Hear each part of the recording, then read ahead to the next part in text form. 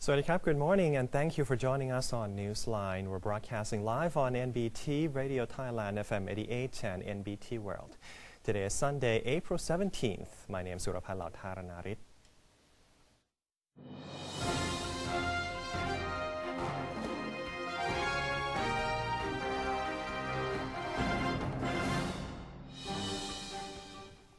Now let's begin with today's segment of Thailand Moves Forward. His Majesty the King has sent a message of sympathy to His Majesty the Emperor of Japan following the earthquakes that hit Kumamoto Prefecture. The message said Their Majesties the King and Queen were profoundly distressed by reports of the catastrophic earthquakes which caused loss of lives, severe injuries, and extensive damage to infrastructure and property in Kumamoto Prefecture. The letter conveyed Their Majesty's heartfelt sympathy and condolences to His Majesty the Emperor of Japan, the Japanese people, and particularly to the bereaved families of the victims. In the meantime, Prime Minister General Prayut Chan-o-cha has expressed his heartfelt condolences to Japan following the disaster, which killed at least 49 people, according to current estimates. On behalf of the Royal Thai government, General Prayut sent a letter of condolence to his Japanese counterpart Shinzo Abe, expressing his deepest sympathies to the people of Japan. General Prayut said he hoped that the situation in Japan would return to a state of normalcy as soon as possible, and that Thailand is more than willing to assist Japan in any possible way. According to the Ministry of Foreign Affairs of Thailand, Thai nationals have neither been injured nor killed in the two separate incidents. An ad hoc center has been set up at the Thai embassy in Tokyo to assist Thai nationals who might have been affected by the recent earthquakes. The embassy can be reached at these numbers: 8190-4435-7812 and 8190-1216-3168. Early on Saturday, a powerful 7.3 magnitude earthquake struck southern Japan, injuring more than 1,000 and trapping people in collapsed buildings. Barely a day after, another earthquake killed 9 people in the same region. The two quakes took the lives of at least 49 people. However, the death toll is expected to rise. Japanese authorities have ordered the evacuation of nearly 250,000 people from their homes after the deadly earthquake struck the southern island of Kyushu, and the search for survivors went on into the early hours today amid heavy rains and harsh winds, with temperatures expected to drop to 13 degrees Celsius. Firefighters handed out tarpaulins to residents so they could cover damaged roofs. Television footage throughout Saturday showed fires, power outages, collapsed bridges, a severed road hanging over a ravine, and gaping holes in the earth. Residents near a dam were told to leave because of fears it might crumble. About 422,000 households were without water and 100,000 without electricity. Meanwhile, Prime Minister General Prayut Chan-o-cha is confident that underground parking garages will help alleviate traffic congestion in Bangkok. In his weekly televised address, the Prime Minister said the government was looking into the possibility of building parking garages underground. After a successful feasibility study, the project will be launched on Ratchadamnern Avenue. As beautiful as it is, General Prayut believes Ratchadamnern Avenue will be an even more beautiful sight without vehicles parking on both sides of the road. Hence, underground parking garages are the answer to this improvement. Not only for better scenery, underground parking will also help alleviate traffic congestion on Ratchadamnern Avenue. In addition, the Prime Minister asked the Ministry of Transport and the Ministry of Interior to initiate the same project, if possible, in economic zones where malls and stores are located, while making sure that these parking garages will be close to public transport so that people can commute easily. Prime Minister General Prayut Chan-o-cha has called on holidaymakers traveling back to the capital city to be cautious on the road and drive responsibly. During his weekly Returning Happiness to the People TV program, General Prayut said those driving back to Bangkok should be extra careful while on the road, as the number of casualties was very high this year. He said he had instructed all related agencies to take serious measures against people driving under the influence and those breaking traffic regulations. He, however, noted that the law alone cannot ensure safety on the road, but everybody must take part in the effort to raise awareness of road safety. The Prime Minister also expressed his appreciation to authorities and volunteers working throughout the long holiday, saying they had been a great help to holidaymakers and that everyone appreciated the sacrifices they had made. The Ministry of Transport has asked coach drivers in Phitsanulok to be careful while on the road and take all precautionary measures to ensure passenger safety. Deputy Transport Minister Omsin Chiwapruk, along with his subordinates, paid a visit to a bus terminal in Phitsanulok province. He offered his moral support to all personnel and staff working during this long holiday. As for bus drivers, the Deputy Minister asked them to always be extra careful when on the road, as well as refrain from driving under the influence or while intoxicated.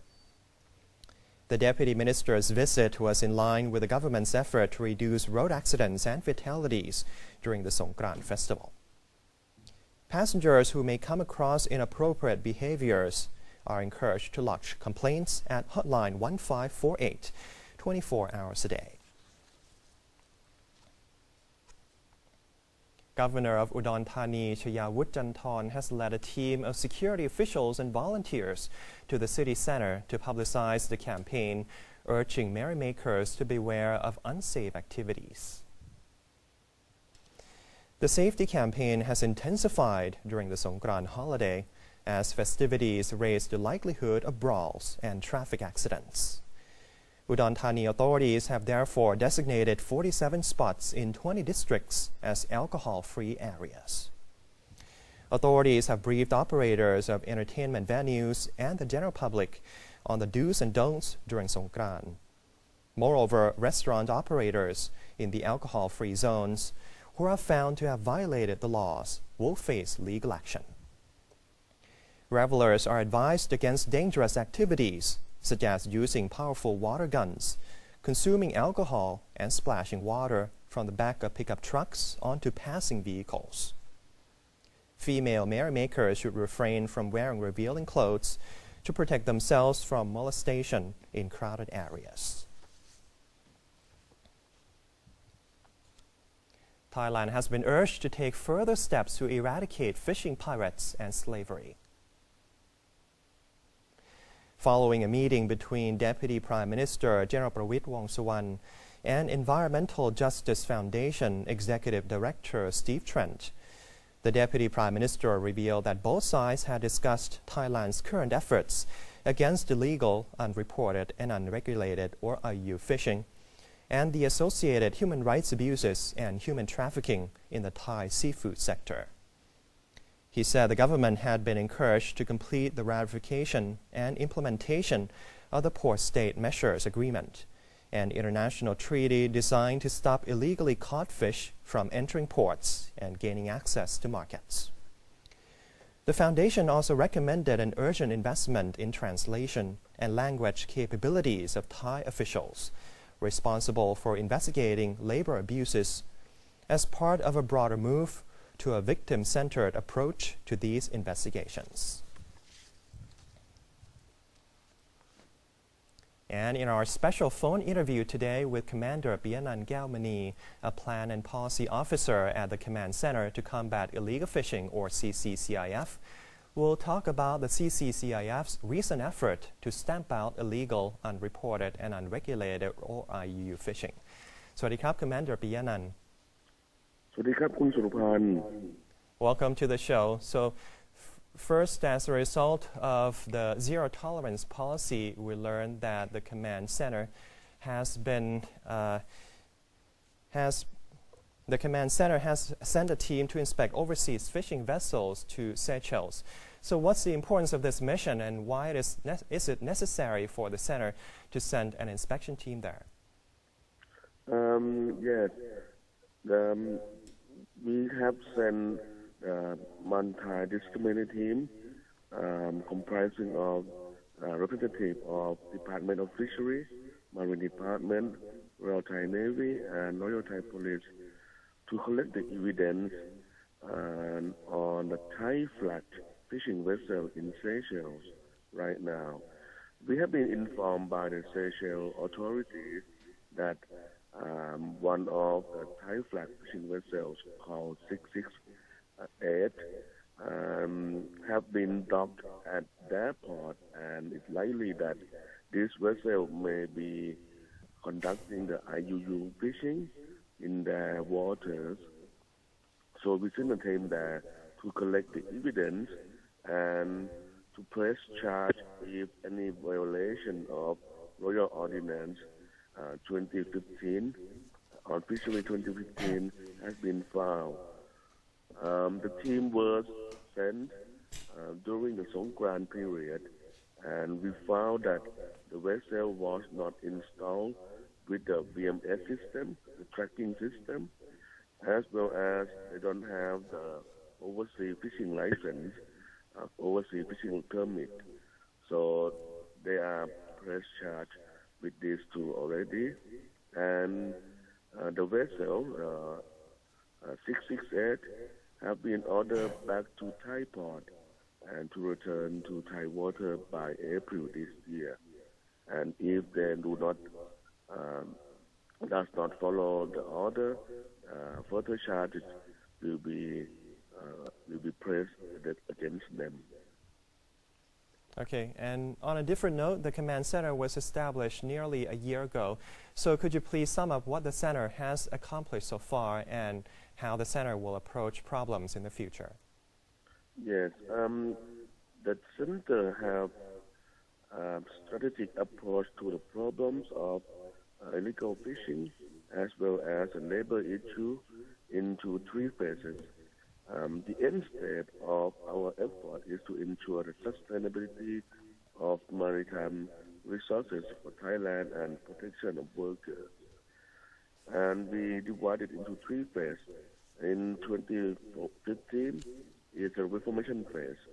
The first step to modernize law and regulation for fisheries and labor to international standards and related conventions.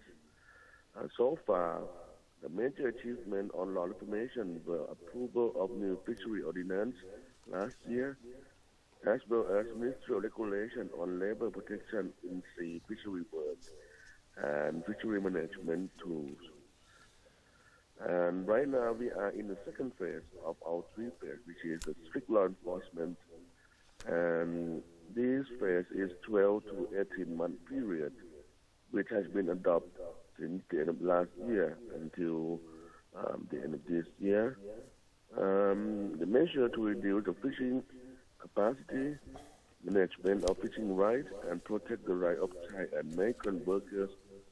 And so far, the key achievement is that we carry out the zero tolerance on illegal fishing, as well as any labor related cases on the Thai fishing vessels, and the issuing of the new fishing license have been completed already.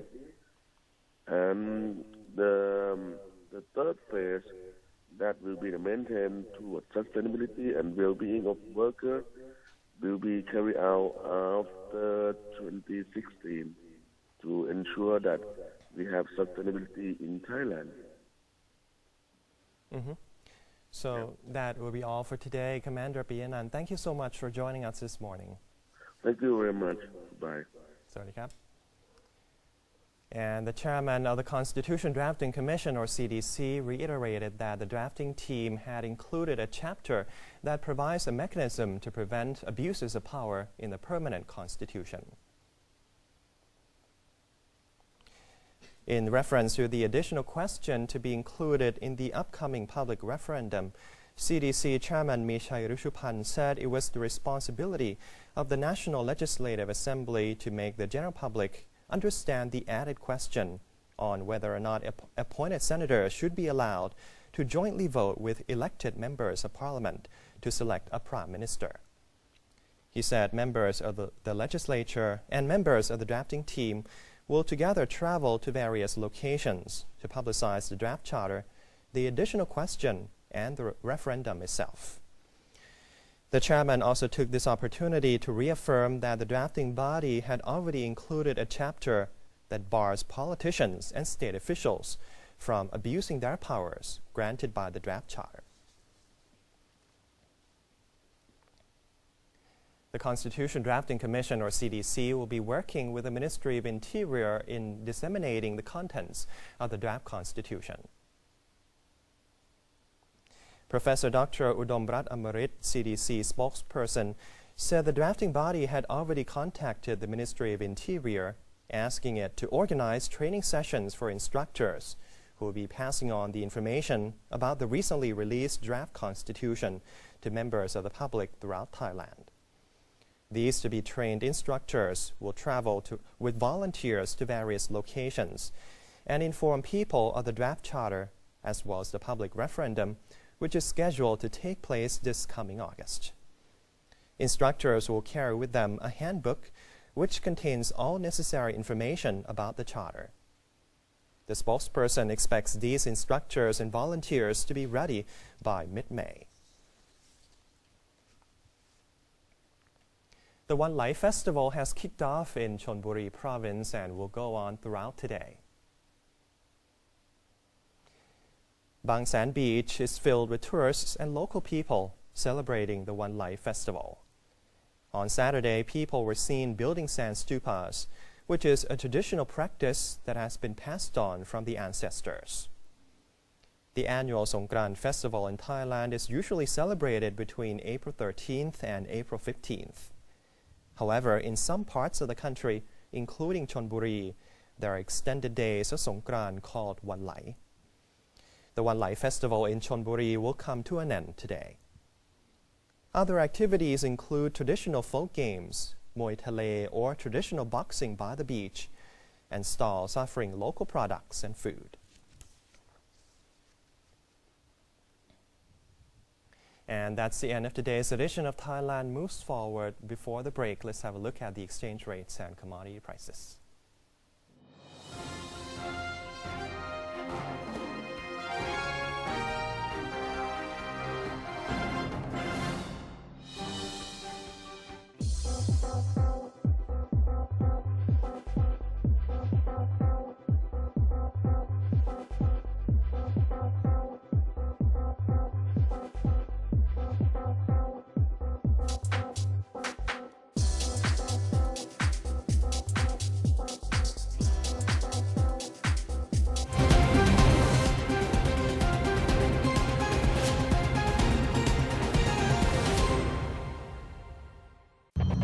Thai. Created from Thai wisdom, used to be served on banana leaf, and the banana tree is used for practicing Muay Thai. Muay Thai was trained in the temples, which can be found on the mountains, in the caves, or on the water, everywhere, just like Pad Thai. There are thousands of other stories to discover. Discover your amazing stories in amazing Thailand.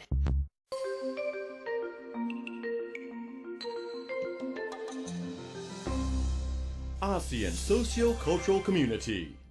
Due to recurring natural disasters in the ASEAN region, the ASEAN Committee on Disaster Management has become the main authority to coordinate emergency help during disasters. Moreover, there is background of cooperation in terms of environmental sustainability and restoration of natural forest land to reduce the impact of disasters. One vision, one identity, one community.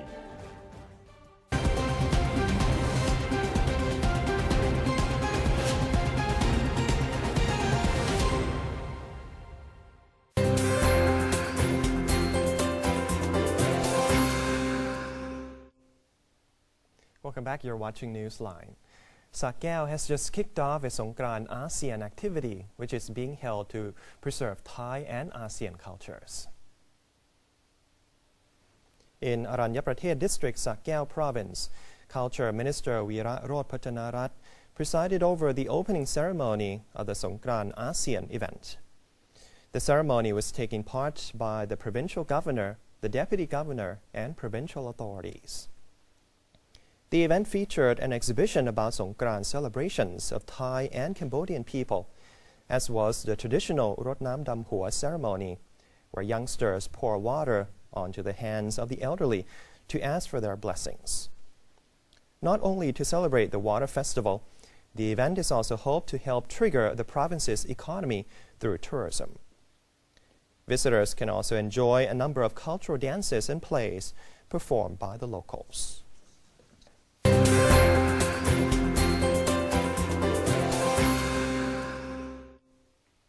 Moving on to the global front, the United States on Saturday transferred 9 Yemeni men to Saudi Arabia from the U.S. military prison at Guantanamo, including an inmate who had been on a hunger strike since 2007, under a long-sought diplomatic deal between Washington and Riyadh.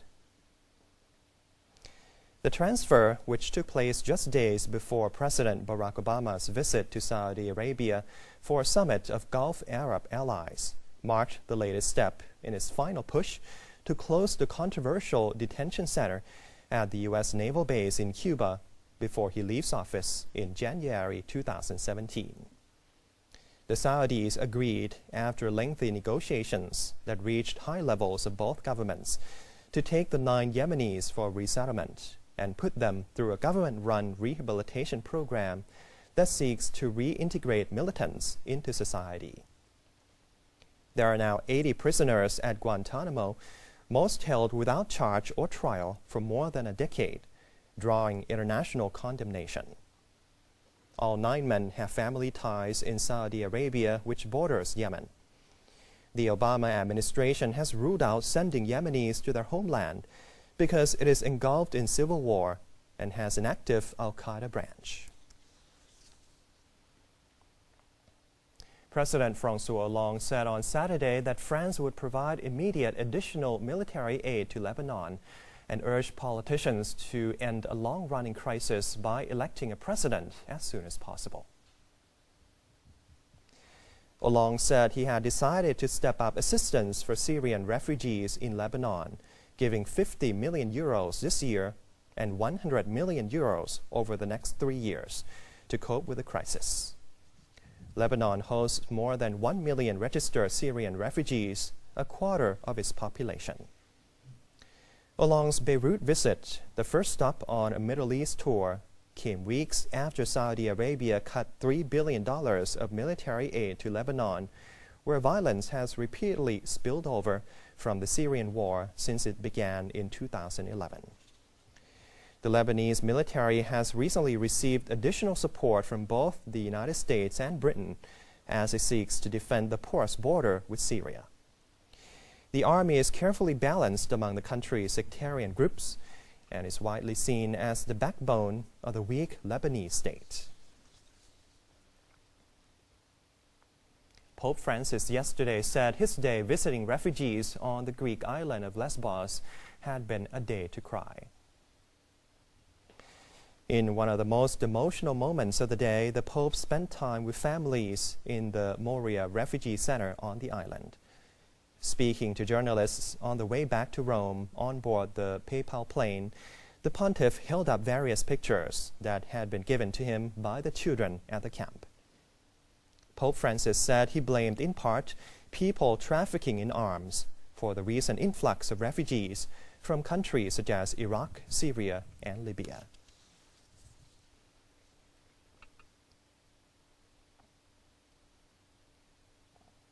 Where Princess Diana went alone, her son Prince William visited the Taj Mahal with his wife Kate yesterday, bringing the British royal couple's week-long South Asian tour to a poignant close. William and Kate sat side by side on the same bench where his late mother was photographed on a solitary visit in 1992. The Duke and Duchess of Cambridge were rounding off a tour in which they met another glamorous young royal couple, the King and Queen of Bhutan, and saw rhinos and elephants in a national park in Assam. The final stop at the Taj Mahal was an emotional one for William, who was 15 when Diana died in a car crash in 1997. He has often spoken of how much he missed his mother and that he thinks of her every day. Diana's solo visit to the 17th century mausoleum built by Mughal Emperor Shah Jahan in memory of his favorite wife came to symbolize her unhappy marriage to Prince Charles. The couple separated months later. And that wraps up today's edition of Newsline. For any comments or suggestions, please feel free to email them to us at newsline.nbt@gmail.com. You can also follow us on our Facebook or visit our website at thainews.prd.go.th/en. And for now, we're going to leave you with some footage of Nora, the Columba Zoo's new baby polar bear, charming visitors as she goes for a swim during her public debut. I'm Surapat Lautaranarit. Thank you for your company and have a wonderful day. สวัสดีครับ